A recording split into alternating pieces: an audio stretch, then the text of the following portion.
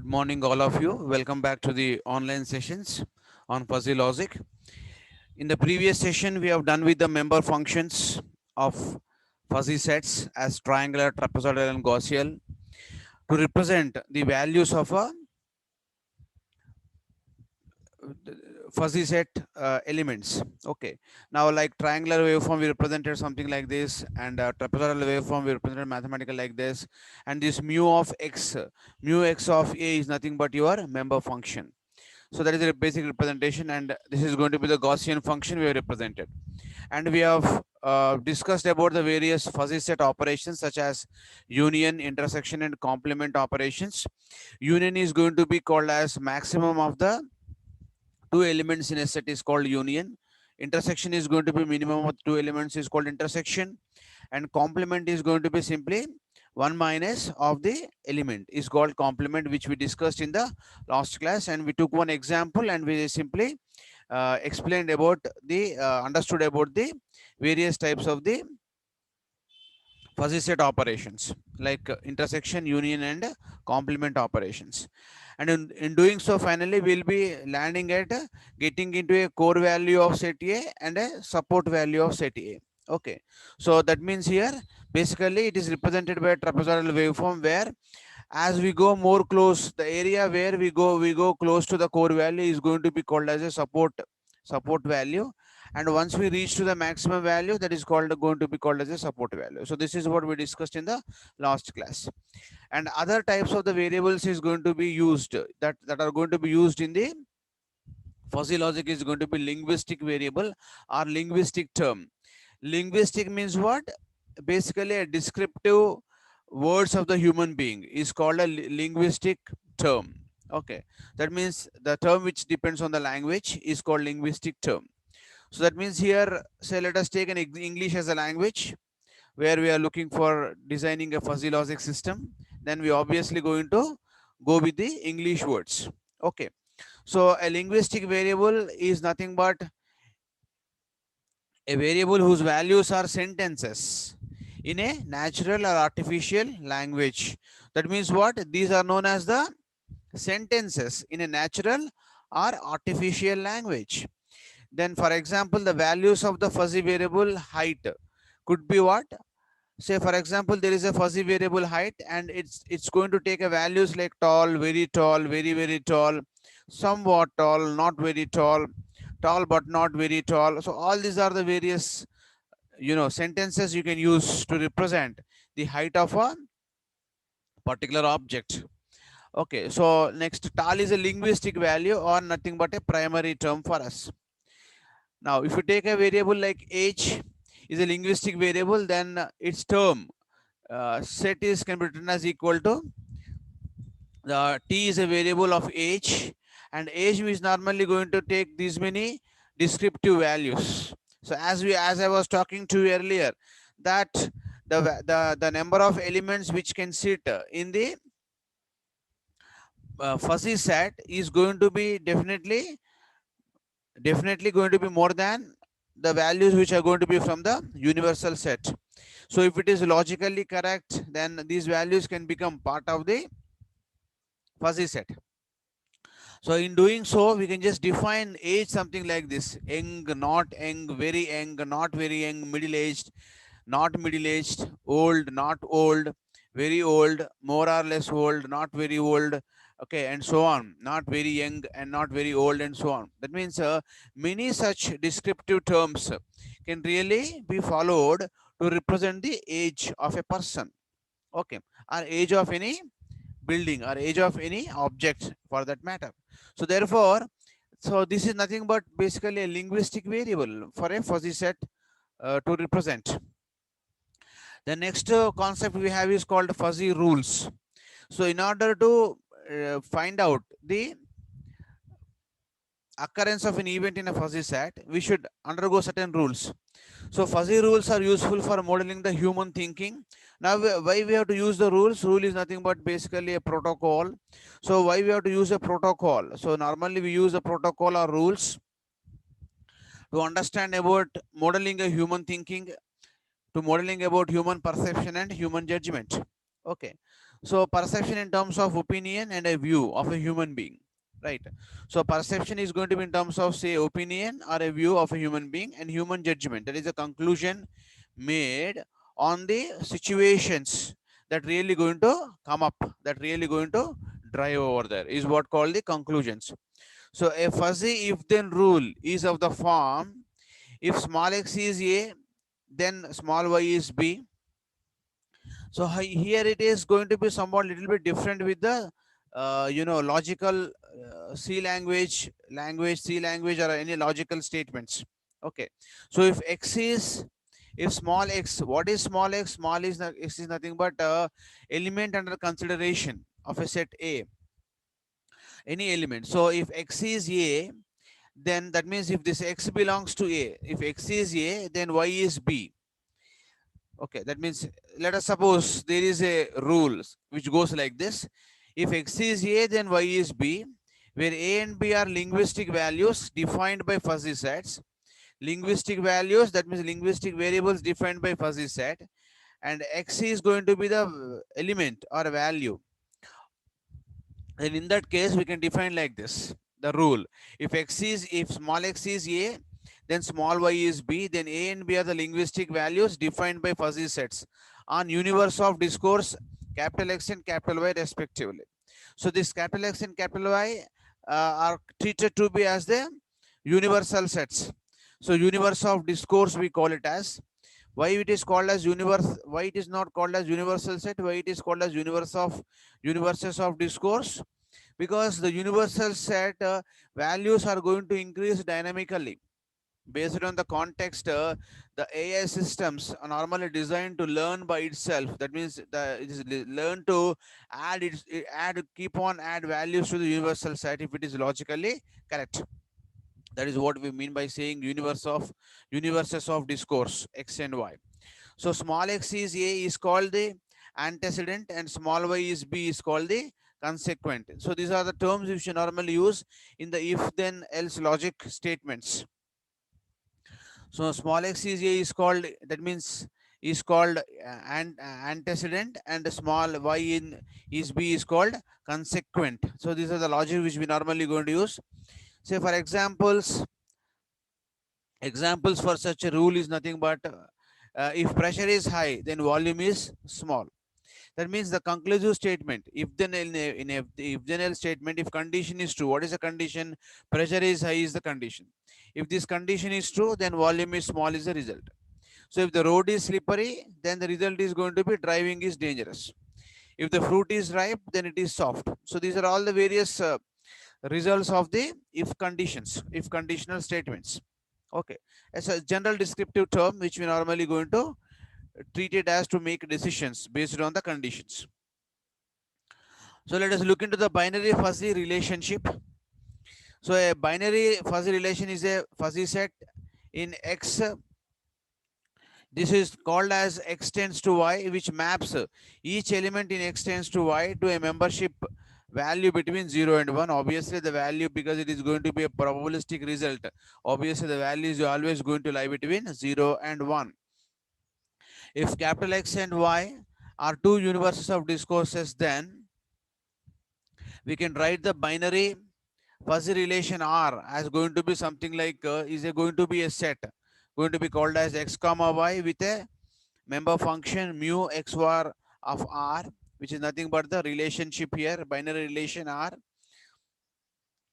Okay, and joined by the OR condition, conditional OR condition, and x and y belongs to the x and y, is a binary fuzzy relationship in x tends to y. So this x tends to y indicates the Cartesian product of the x and y in general. So therefore here in the fuzzy rule, if x is A, then y is B. Then we abbreviate this as going to be A tends to B, and it is interpreted as A cross B or A into B.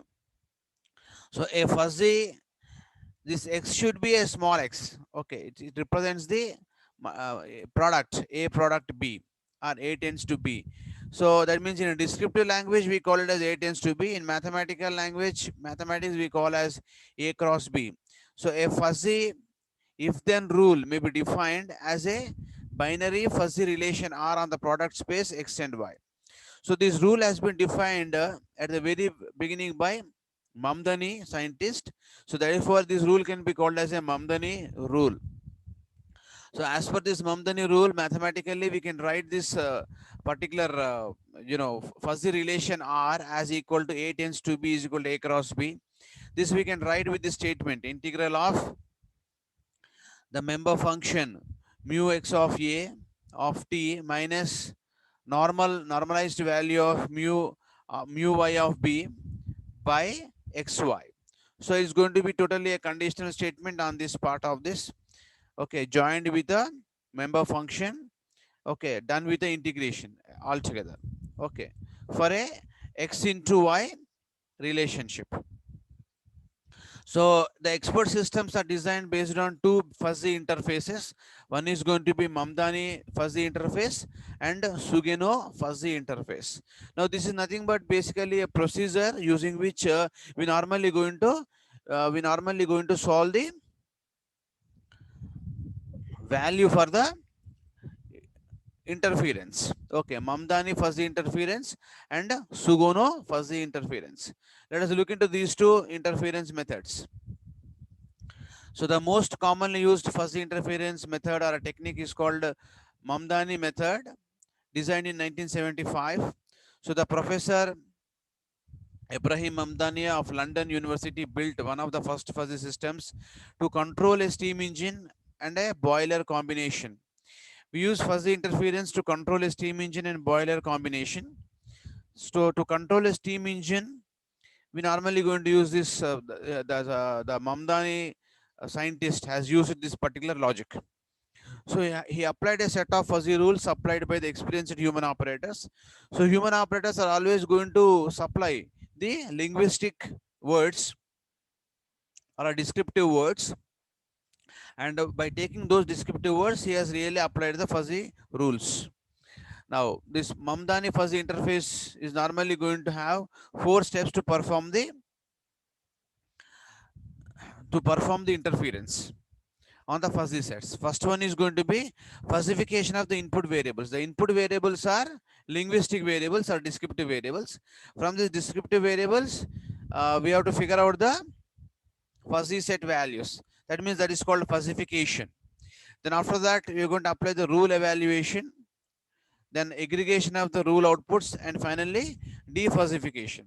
Defuzzification means what? Once again, reconverting the value into the human understandable language. Okay, something like sampling and desampling. So human being understands the analog signal, but the digital system understands the digital language. So therefore we convert analog signal to digital signal. Then we process digital signal by a computer.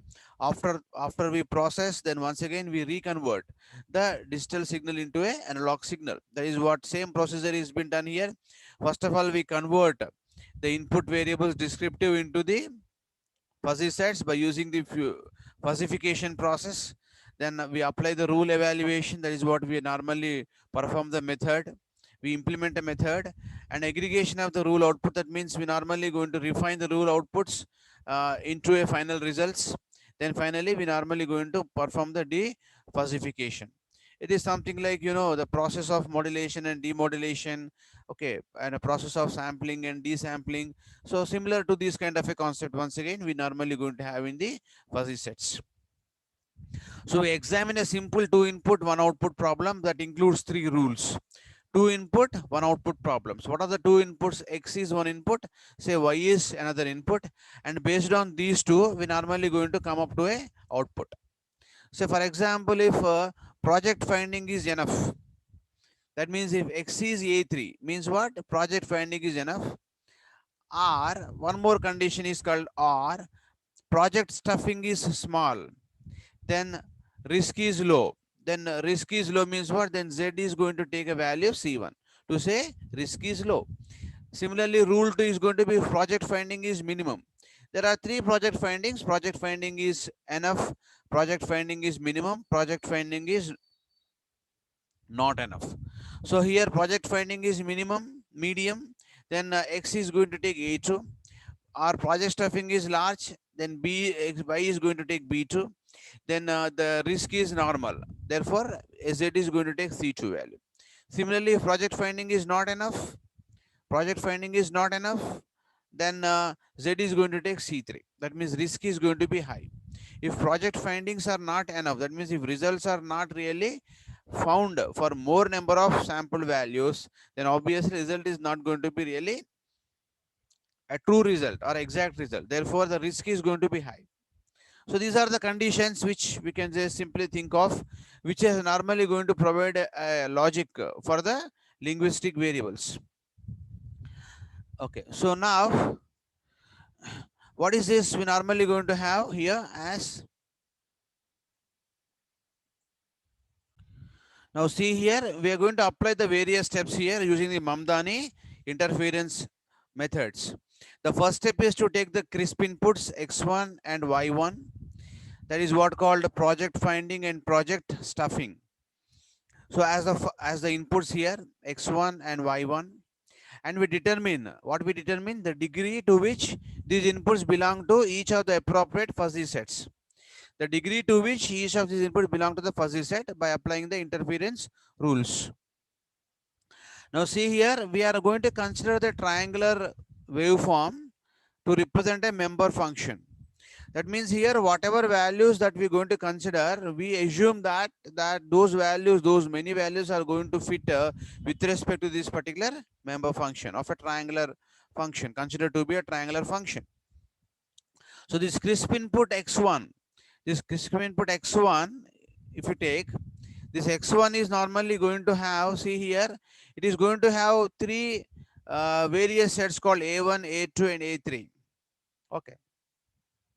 So x, that means mu of x is equal to A1. In x is equal to A1, to what part of A1 it is really having a coincidence now here? Around 50% it has reached in this particular A1 curve. So this is something like a trapezoidal, this is triangular, this is trapezoidal once again. It means two different kinds of fuzzy sets, functionalities have been added here. Okay, for A1, A2 and A3. So here x mu of x of A1 is normally going to give a probabilistic value as 0.5. Here A2, if you think here, if you draw a crisp input, crisp means what? Exact input. It is meeting this line at this point for the second event A2 on the same set. So it is going to take value of 0.2. Similarly, let us come to the crisp input Y1, and Y is equal to B1. This B1 is taking the value at what value this B1 is having now, see, 0.1. And similarly B2 is having an intersection here at this point called as around 0.7, say for example. So mu of Y is equal to B2 is equal to 0.7. So these are the probabilistic values which you can really do or find out, called as the probabilistic values for the fuzzy sets. That means this crisp input x1, crisp input y1 are known as descriptive values, and descriptive values have been simply interfered with the probabilistic member function for a fuzzy set to find out its appropriate probabilistic value. Then we found the appropriate probabilistic value. So the second step is to take the fuzzified inputs. That means we take the fuzzified inputs. That means what are the fuzzified inputs? Mu of x is equal to A1 is equal to 0.5, mu of x a is equal to 0.2, and this is mu of y is equal to B1 is equal to 0.1, all these values. So we're simply going to write all these values over here. So that means here we got the fuzzified inputs now from the descriptive inputs. If the given fuzzy rule has multiple antecedents, the fuzzy operator, that means here multiple antecedents. See here, we have multiple antecedents here. See, this x mu of x is equal to A1, A2, A3, A4, so on like this. That means multiple antecedents are there. So you have to apply the, in that case, we have to simply apply what? And apply them to the antecedents of the fuzzy rules. If the given fuzzy rule has multiple antecedents, then fuzzy operator, you have to apply the operator on the multiple inputs. Say for example, we have to add 2 plus 3 plus 4. That means you normally going to go on apply the operators called as plus operator. So multiple operators you have to use to find out the end result. Similarly, here also you're going to have the multiple operators to use to deal with the antecedents. So the fuzzy operators called as AND or OR is normally used to obtain a single number that represents the result of the antecedent evaluation. So this number is then simply applied. The resultant number is then applied to the consequent membership functions. Is simply applied to the consequent membership functions. Okay. Let us see how we normally going to do over here to evaluate the disjunction of the rule antecedents. We use the or fuzzy operation. Typically, fuzzy expert systems make use of the classical fuzzy operation called union. What is union? Finding out maximum of these two sets is called union. What is AND operation? AND is going to be called as something like intersection, which is nothing but finding out the minimum of these two particular sets. We can write as intersection like this. Okay. Then pictorial, how we can normally show these operations for the given, deduced fuzzy sets. See A3 and B1 if you take. So if X is A3 of 0 comma 0 joined with OR condition Y is B1 of 0 1, then what we are going to get result as Z is C1 as 0.1 we get. Then similarly if X is A2 of 0.2 and Y is B2 of 0.7, we join these two with the end condition, then we normally going to get this as Z is C2.2. And rule 3 is what? If X is A1 as 0.5, okay, then we normally going to get C3 as something like 0.5. That means what? C3 as 0.5 means what? This is C3 as 0.5, reach it to 0.5. C2 as 0.2. These are the rules which we applied earlier. We discussed earlier. Same rules when you apply, it looks to be like pictorial like this. That means the resultant is going to be, if these two conditions are true, this is the result. If these two conditions are true, this is the result. If these two conditions are not there, then finally this is going to be the result. This is risk is going to be more. 50% is the basically risk we normally going to consider here. Okay. The next one is going to be now what? Sugeno fuzzy interference method. So this Michio Sugino suggested to use a single spike, a single turn as a membership function of the rule. Single turn means what? A stripe we consider to be a stripe, a strip. We normally consider a strip wherever we normally going to have a value. So a singleton, or more precisely a fuzzy singleton, is a fuzzy set with a membership function that is unity at a single particular point on the universe of discourse and zero everywhere else. So that means here a fuzzy set whose support a single point in X with the member function value leads to be 1 is called a fuzzy singleton, as already we discussed. So therefore, using this rule, only one change is normally going to be there. Sugino changed only a rule called a consequent rule called resultant rule. Now here, this resultant rule is normally applied with a functionality. So instead of a fuzzy set, he used a mathematical function. He has used a fuzzy set to assign the value to Z. In the case of the previous method, in the Sugino method, this Z is assigned to a value decided by a function. Okay, the format of the Sugino style fuzzy rule, it is depends on the mathematical function, which is nothing but the Sugino style fuzzy rule.